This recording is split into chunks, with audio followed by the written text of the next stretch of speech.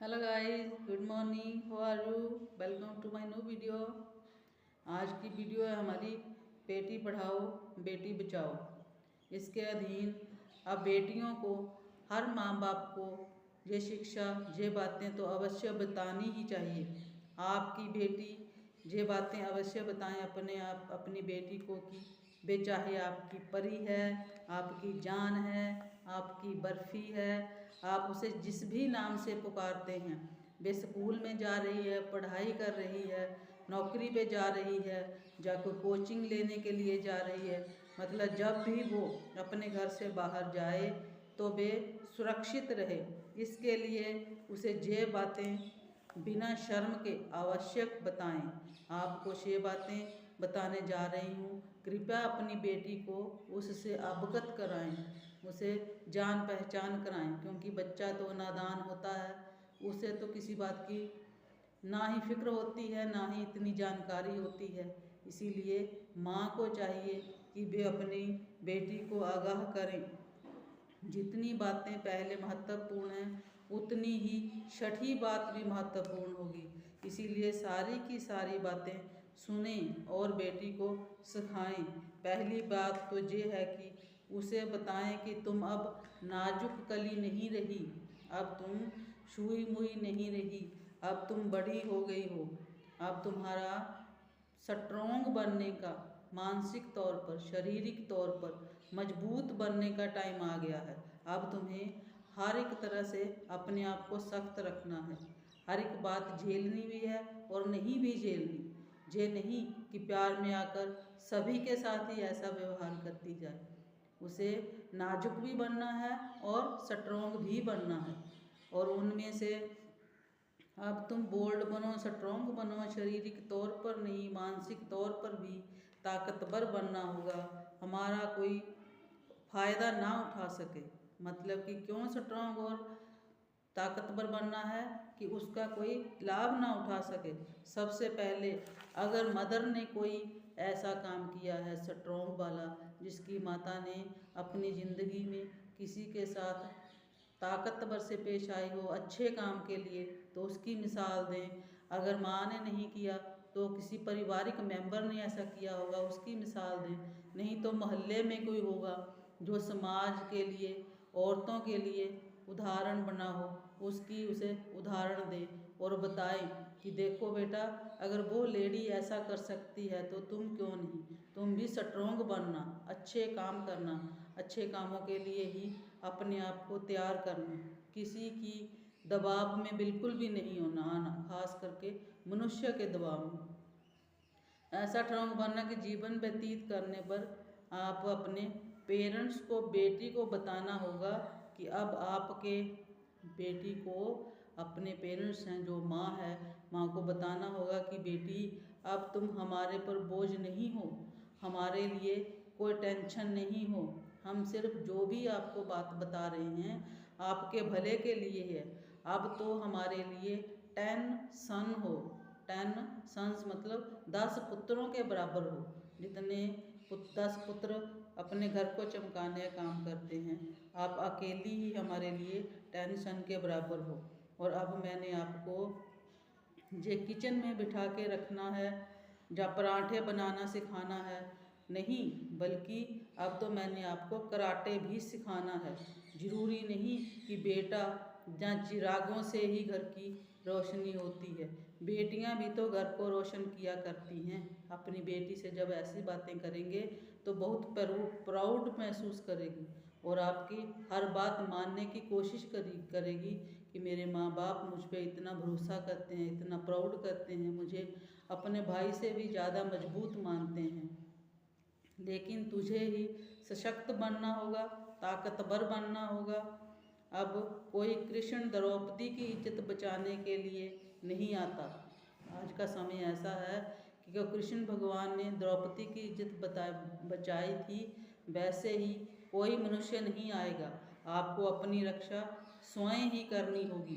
एक अलर्ट, चौकस रहना होगा।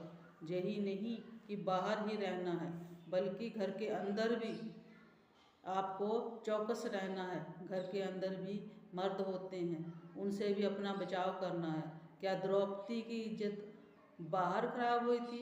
घर में ही सभी के सामने ही उसकी इज्जत को खतरा हुआ था, घर के अंदर में हुआ था। अब हमें ये नहीं पता चलता कि घर में कौन है।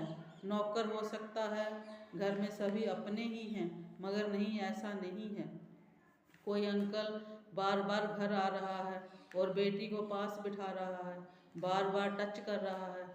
नौकर है जो उसे खाना दे रहा है, पानी दे रहा है, लेकिन बहाने से किसी न किसी तरीके से बेटी को टच कर रहा है, जो कि अलग नज़रों से देख रहा है। ड्राइवर है जो बेटी को स्कूल छोड़ने जाता है, मगर वे अपने शीशे में से उसे घूरता रहता है। जब भी बच्ची स्कूल जाती है तो अपने आप को अनकंफर्टेबल महसूस करती है। जब भी कब ऐसा हो, अपने आप को लगे कि ये बात ठीक नहीं है, बेटी अनकंफर्टेबल महसूस करे, तब उसे स्ट्रोंग बनने की ज़रूरत हो जाती है और एहसास करके अपने बड़ों को, जो उनके नज़दीक हो, सबसे पहले माँ ही होती है या कोई सहेली होती है, जो भी उसके बहुत करीब होता है, उसे सारी बात बताए कि मेरे साथ ऐसा हो रहा है। अगर चुप रहने से उनका हौसला बढ़ जाता है। अगर वो चुप रही, किसी को भी बात नहीं बताएगी डर के मारे, जब ऐसे ही, तो उस व्यक्ति का हौसला और बढ़ जाता है। बेटियों को समझना है कि 16 श्रृंगार होते हैं। जो 16 श्रृंगार होते हैं, उनमें से सबसे पहला श्रृंगार सेल्फ रिस्पेक्ट का होता है। अपना मान सम्मान है, वो भी 16 श्रृंगार में से एक होता है। वो बहुत ही ज़रूरी है। किसी को इतनी छूट ना दें कि वो आपको कुछ भी बोल के चला जाए, किसी प्रकार का कोई अपशब्द बोलने की हिम्मत ना करें। इतनी छूट नहीं देनी चाहिए, क्योंकि आपका आत्मसम्मान ही आपके लिए सब कुछ है। अपनी मानसिकता को स्ट्रोंग बनाना है, ताकि सामने वाला कुछ भी कहने से पहले 100 बार सोचे। अब आप चाँद नहीं, आपको चाँद जैसे नहीं बल्कि सूर्य की तरह चमकना चाहिए, ताकि कोई भी आपको देखे तो उसकी आंखें धुंधला जाएं।